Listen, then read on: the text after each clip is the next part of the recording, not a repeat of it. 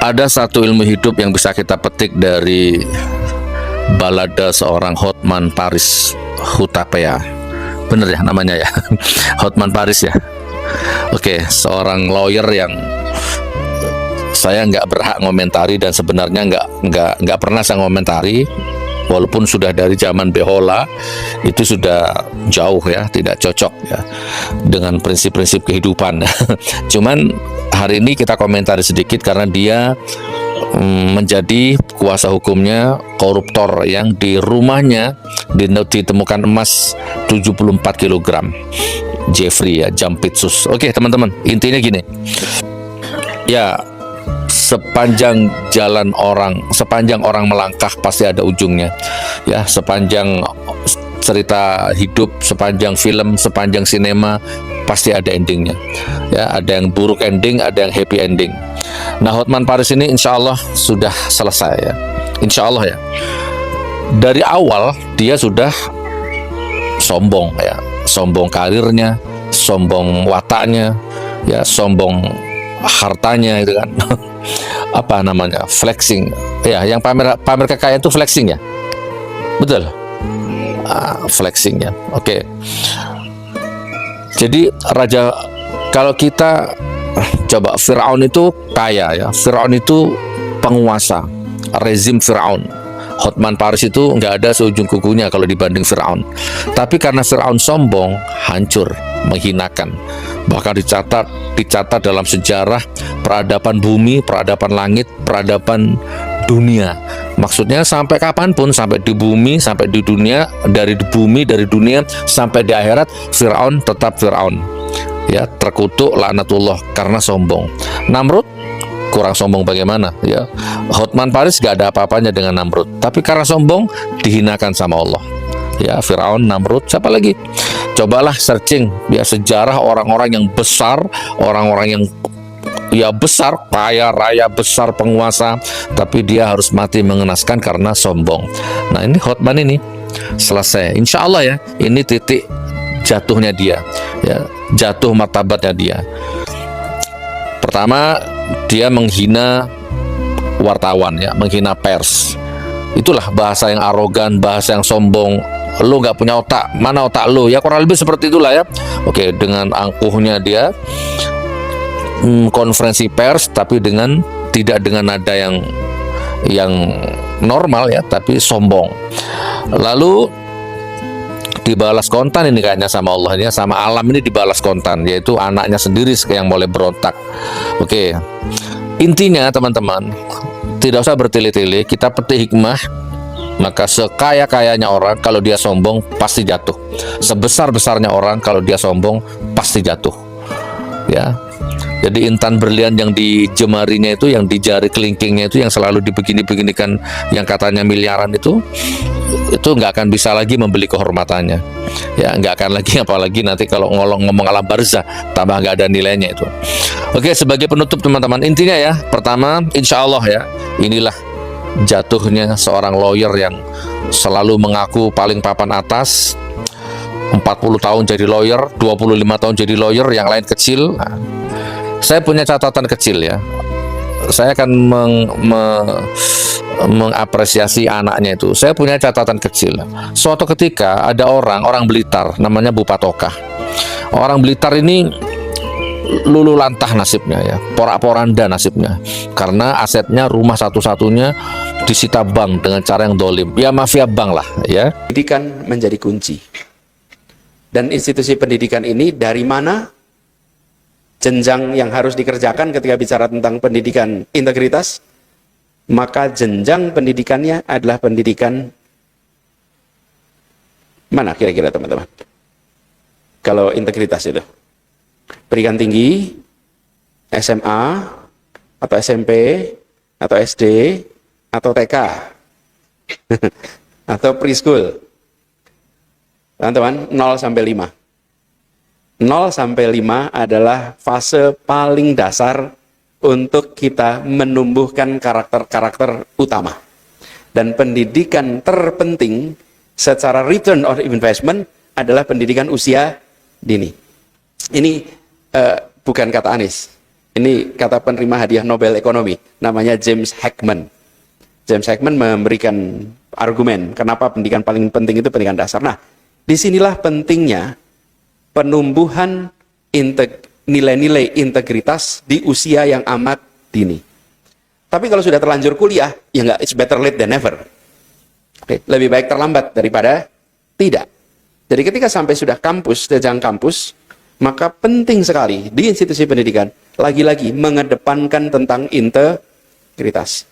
Nah, integritas ini, apa sih sebetulnya integritas itu? Apakah integritas itu artinya jujur? Jujur adalah bagian dari integritas. Tapi tidak semua yang jujur itu berintegritas. Integritas itu dari katanya saja integrasi, utuh. Integrated itu utuh. Utuh antara apa?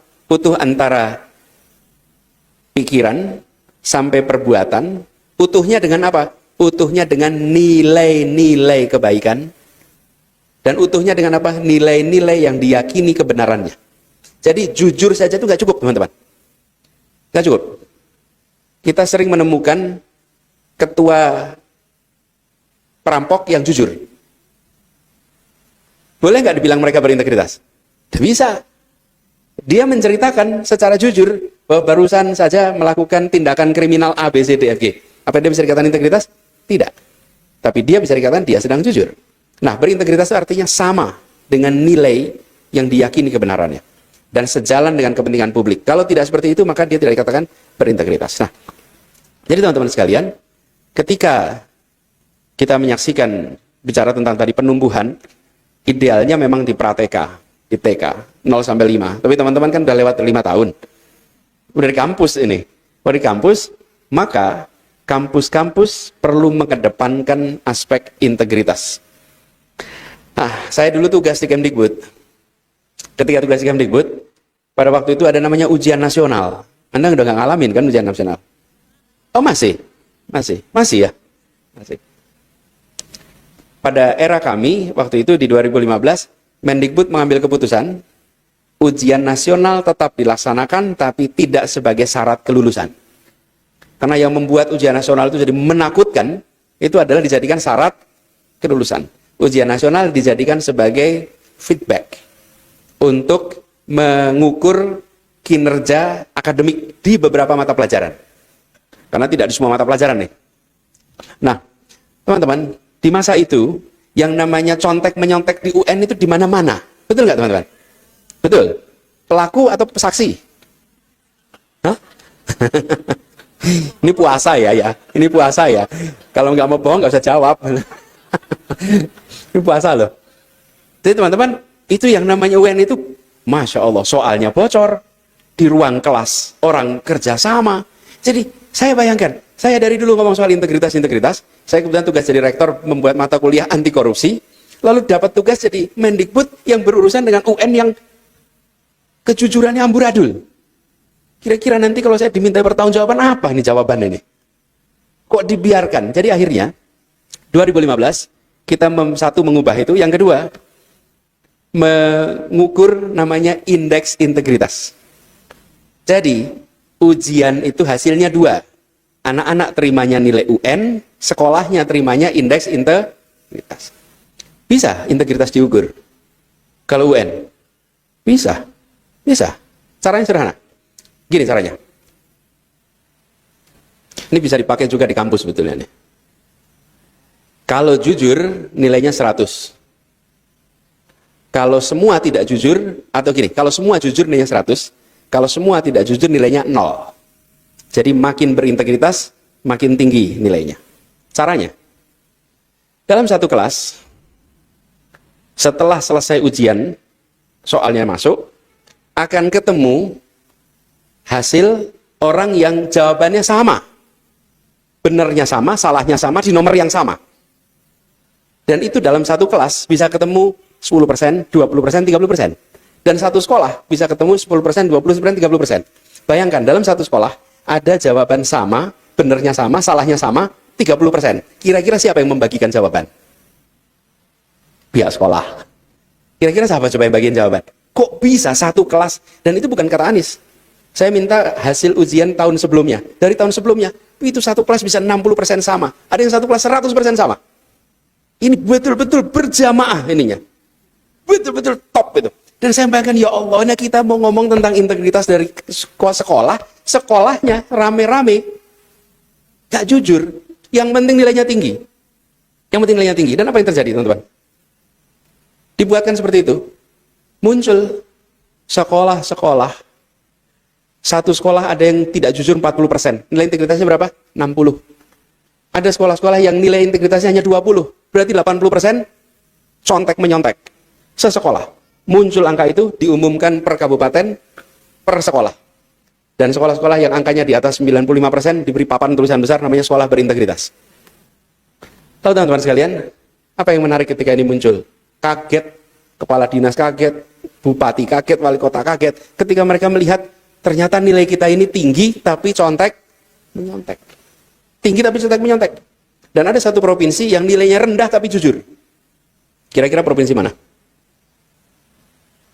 Rendah tapi jujur. NTT. Ya. NTT itu nilai akademiknya rendah tapi kejujurannya tinggi. Nah, sesudah ada nilai integritas, masyarakat NTT, guru-guru NTT bisa ngomong dengan kepala tegak. Halo teman, jumpa bersama saya di Politik Dangi ya. Ini semakin menarik teman-teman. Teman-teman, kalau kita lihat pernyataan dari Hotman Paris ya beberapa waktu yang lalu ya, 1 atau 2 hari yang lalu ketika melakukan konferensi pers terkait dengan kliennya ya, yang ia bela, yaitu Jampitsus teman-teman, atau mantan Jampitsus Febri Adriansa, yang tersandung kasus korupsi dan pencucian uang ya, dan itu sudah ditetapkan sebagai tersangka oleh pihak kepolisian, kemudian dialihkan ke kejaksaan. Nah, yang menarik adalah kita tahu Hotman Paris ini adalah pengacara kondang yang sangat-sangat terkenal ya, pengacara yang sangat-sangat ya luar biasa lah ya, senior. Namun teman-teman yang sangat-sangat di luar nulur ya, yaitu ketika pernyataan Hotman terkait dengan pertanyaan seorang wartawan, teman-teman. Bahkan kerap kali Hotman ini menjawab pertanyaan-pertanyaan para wartawan ini dengan emosional. Hotman malah mengatakan, di mana otakmu?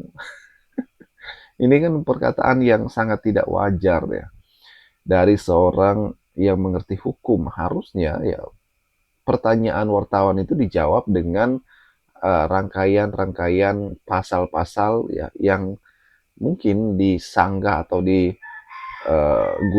ya Hotman Paris untuk membela kliennya. Namun hal ini berbeda teman-teman, sehingga membuat publik kemudian marah dan geram ya. Tak terkecuali Gus Nur ya, yang memberikan pernyataan yang sangat keras kepada Hotman Paris ya. Dan apa yang Gus Nur katakan teman-teman ya, tentu ini adalah sebuah refleksi ya bagi kita semua ya, supaya tidak terlalu emosional ya. Dan apa yang dilakukan Gus Nur ini sangat luar biasa teman-teman, dia memberikan kritikan kepada Hotman Paris. Kata Gus Nur, ia sebelumnya tidak pernah mengomentari Hotman Paris, tetapi karena Hotman sudah menjadi seorang yang membela ya, atau menjadi pengacaranya mantan Jampitsus Febri Adriansa, ya udah harus semua orang juga menanggapi Hotman Paris teman-teman ya. Ya karena sudah membela koruptor ya kan. Dan ini kalau kita lihat di media sosial ini sangat ramai sekali ya. Bagaimana menurut kalian? Kita diskusi di kolom komentar ya.